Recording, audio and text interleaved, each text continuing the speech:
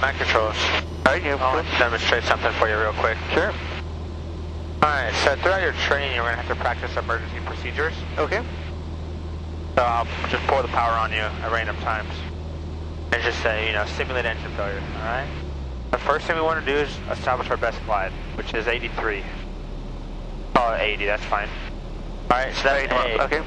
A is airspeed. B, best place to land. So we're looking for a field, open, empty, no people, no obstructions, no trees. That we can glide to? Yeah, it looks like there's one on that left wing back there. Alright, C is checklist, so we're going A, B, C.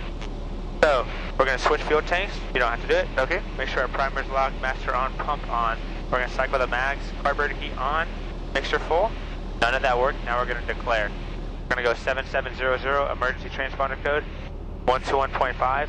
We're going to tell them of our emergency. And we're going to open the door before we land. Juliet, 4,800. We don't want to survive controlled flight into terrain and then have the freaking door lock on you. Right.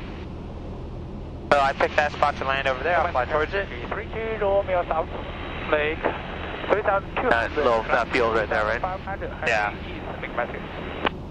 So when you got your spot to land, you want to fly towards it. Okay. Alright, so I have a couple ways I could adjust my kind of descent. I could go flaps. But right now I'm just going to kind of make it like a wide base turn. Okay. Trying to maintain my 85.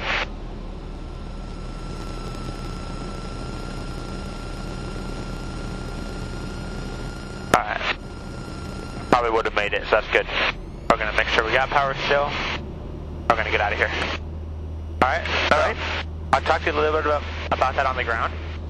But I just kind of wanted to show you what it looks like in the real, well, not in the real world, but in a simulated real world. Alright, so we're going to climb up to 2,500.